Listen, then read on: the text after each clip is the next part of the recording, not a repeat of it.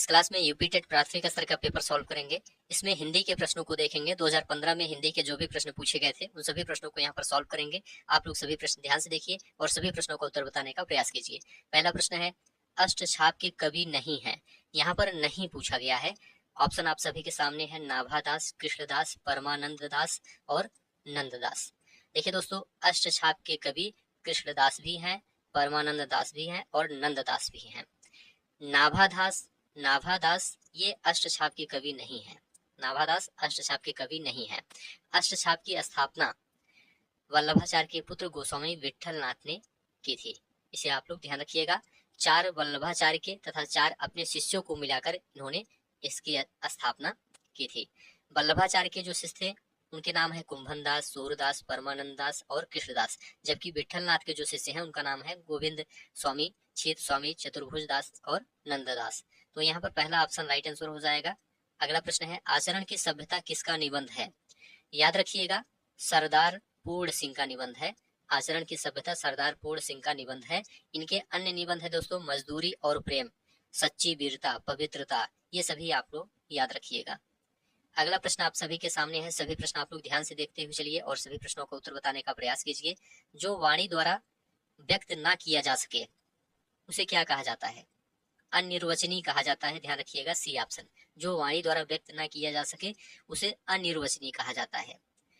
और स्वयं के बारे में ज्ञान होना या जानना आत्म साक्षात्कार कहलाता है। किसी वस्तु का स्वतः अनुभूति करना क्या कहलाता है, स्वानुभूति कहलाता है। और जो बात किसी को न ज्ञात हो उसे रहस्य कहते हैं। उत्साह किस रस का अस्थाई भाव है। उत्साह किस रस का अस्थाई भाव है, तो याद रखिएगा, वीर रस का अस्थाई भाव है। अस्थाई भाव है यहाँ पर बी ऑप्शन राइट आंसर हो जाएगा, वीर रस। श्रृंगार रस का अस्थाई भाव रति होता है। याद रखिएगा, श्रृंगार रस का रति होता है। हास्य रस का क्या होता है, हास होता है। करुण रस का क्या होता है, शोक होता है। रौद्र रस का क्या होता है, क्रोध होता है। वीर रस का क्या होता है, उत्साह होता है। कवितावली के रचनाकार हैं। कवितावली के रचनाकार कौन है, देखिए दोस्तों, तुलसीदास जी हैं। सी ऑप्शन राइट आंसर हो जाएगा। कवितावली के रचनाकार तुलसीदास जी हैं। भूषण किस काल के कवि हैं।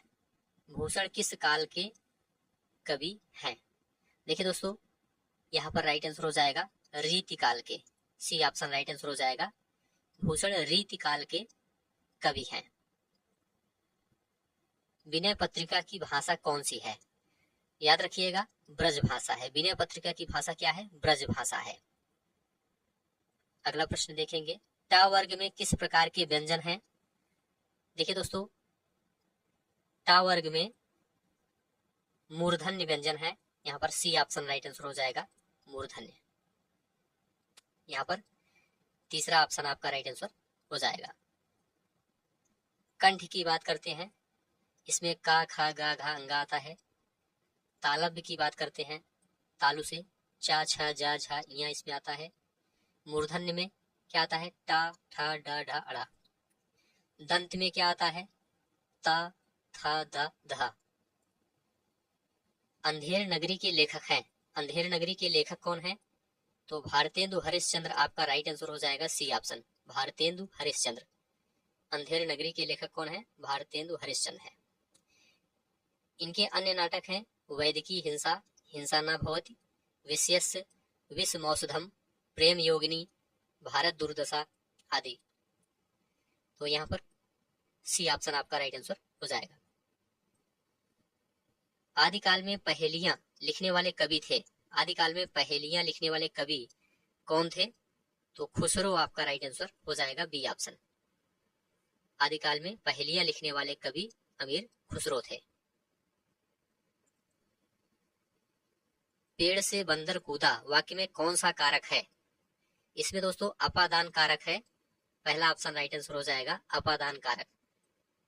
देखिए, कारक और कारक का चिन्ह याद रखिएगा, जैसे कि कर्ता का ने, कर्म का को, करण का से के द्वारा, संप्रदान का को के लिए होता है, अपादान का से अलग होने के अर्थ में होता है, संबंध का के की रा रे री होता है, अधिकरण का में पर होता है, संबोधन का हे अरे होता है। श्रृंगार रस का अस्थाई भाव क्या है? श्रृंगार रस का अस्थाई भाव क्या है? तो रति है, इसे याद रखिएगा, बी ऑप्शन। श्रृंगार रस का अस्थाई भाव क्या है? रति है।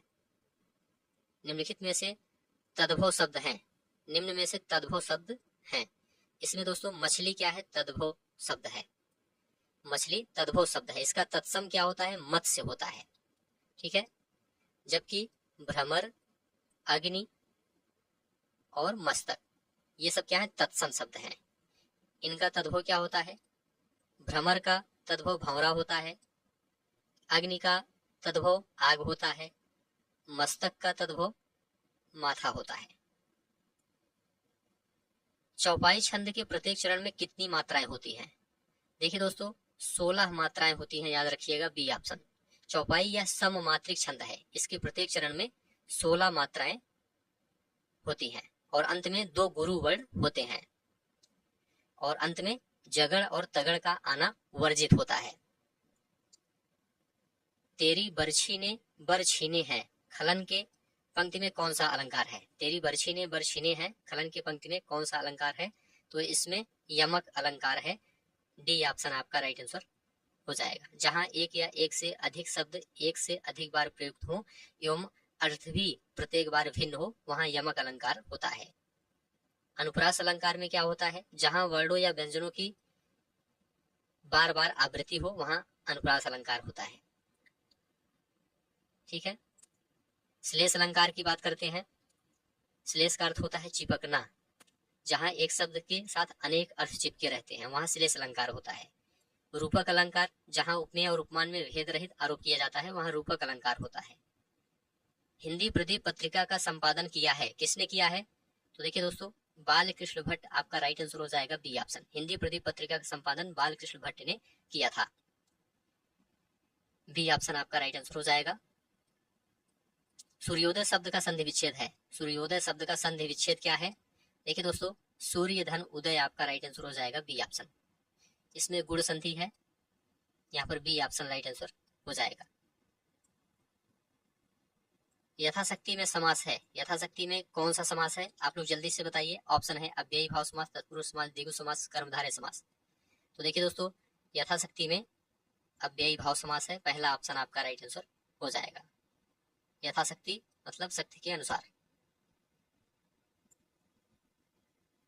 इनमें कौन सा शब्द तद्भव है? देखिए दोस्तों, यहाँ पर भंवरा यह तद्भव शब्द है, इसका तत्सम भ्रमर होता है, इसे आप लोग याद रखिएगा। मुद्री का तत्सम रूप है, मुद्री का तत्सम रूप क्या है? राइट आंसर हो जाएगा मुद्रिका, डी ऑप्शन राइट आंसर हो जाएगा। मुद्री शब्द तद्भव है, इसका तत्सम मुद्रिका होता है। निम्नलिखित में से कौन सा निबंध हजारी प्रसाद द्विवेदी का नहीं है? देखिए दोस्तों, अशोक के फूल, कुटज, विचार प्रवाह, ये तीनों हजारी प्रसाद द्विवेदी के निबंध हैं। वृत्त और विकास नहीं है, डी ऑप्शन आपका राइट आंसर हो जाएगा। नेक्स्ट है, परमाल रासो किसके द्वारा रचित है? याद रखिएगा, परमाल रासो जगनिक के द्वारा रचित है, डी ऑप्शन जगनिक आपका राइट आंसर हो जाएगा। बीसल देव रासो के रचनाकार नरपति नाल हैं, विजयपाल रासो के रचनाकार नल सिंह हैं, पृथ्वीराज रासो के रचनाकार चंद्र बरदाई हैं। दुल्हिन गावों मंगलचार, हम घर आए राजा राम भरतार, ये किसकी पंक्तियां हैं? तो ये दोस्तों कबीरदास जी की पंक्तियां हैं, यहाँ पर बी ऑप्शन राइट आंसर हो जाएगा, कबीरदास। चलिए अगला प्रश्न है, मृगावती किसकी रचना है? मृगावती किसकी रचना है? देखिए दोस्तों, यहाँ पर राइट आंसर हो जाएगा कुतुबन, यहाँ पर कुतुबन, सी ऑप्शन आपका राइट आंसर हो जाएगा। मृगावती किसकी रचना है? कुतुबन की रचना है। अगला प्रश्न है, निम्नलिखित में से शुद्ध वर्तनी वाला शब्द कौन सा है? 4 विकल्प है, इसमें शुद्ध वर्तनी वाला शब्द पूछा गया है। तो यहाँ पर शुद्ध वर्तनी वाला शब्द है अंतरराष्ट्रीय, पहले ऑप्शन में जो लिखा गया है यह बिल्कुल शुद्ध लिखा गया है, तो यहाँ पर पहला ऑप्शन राइट आंसर हो जाएगा। आगे कुआं पीछे खाई का अर्थ क्या है? आगे कुआं पीछे खाई का अर्थ क्या है? इसका अर्थ है दोनों ओर मुसीबत, सी ऑप्शन राइट आंसर हो जाएगा। आगे कुआं पीछे खाई का अर्थ है दोनों ओर मुसीबत। रामचरितमानस की भाषा क्या है? रामचरितमानस की भाषा क्या है? तो देखिए दोस्तों, अवधि है, यहाँ पर पहला ऑप्शन राइट आंसर हो जाएगा। गोस्वामी तुलसीदास द्वारा कृत रामचरितमानस अवधी भाषा में रचित एक महाकाव्य ग्रंथ है। रामचरितमानस में गोस्वामी तुलसीदास जी ने राम कथा का वर्णन किया है, इसे आप लोग ध्यान रखिएगा। यहाँ पर पहला ऑप्शन राइट आंसर हो जाएगा। आदिकाल के लिए वीर गाथा काल नाम किसने प्रस्तावित किया? आदिकाल के लिए वीर गाथा काल नाम किसने प्रस्तावित किया? तो देखिए दोस्तों, यहाँ पर राइट आंसर हो जाएगा आचार्य रामचंद्र शुक्ल ने। सी ऑप्शन राइट आंसर हो जाएगा, आचार्य रामचंद्र शुक्ल। चलिए अगला प्रश्न है, उत्कर्ष शब्द का विलोम लिखिए। उत्कर्ष शब्द का विलोम क्या है? देखिए दोस्तों, इसका विलोम है अपकर्ष। डी ऑप्शन राइट आंसर हो जाएगा। ये सभी प्रश्न 2015 में पूछे गए हैं यूपी चेट में। सभी प्रश्न ध्यान से देखते हुए चलिए। उत्कर्ष शब्द का विलोम अपकर्ष होता है। पतन का क्या होता है? उत्थान होता है। आनंद कादम्बिनी के संपादक कौन थे? आनंद कादम्बिनी के संपादक कौन थे? तो यहाँ पर बद्री नारायण चौधरी प्रेम धन। यहाँ पर सी ऑप्शन राइट आंसर हो जाएगा। आनंद कादम्बिनी के संपादक बद्री नारायण चौधरी प्रेमधन है। यहाँ पर सी ऑप्शन आपका राइट आंसर हो जाएगा। तो ठीक है दोस्तों, आज की इस क्लास को यहीं पर समाप्त करते हैं। आप लोग कमेंट करके बताइए 30 प्रश्नों में आपका कितना स्कोर सही हुआ है। उम्मीद है यह क्लास आपको अच्छा लगा है। अच्छा लगा है तो चैनल को सब्सक्राइब कीजिए, दोस्तों शेयर कीजिए और कमेंट में लिखकर जरूर बताइए। धन्यवाद।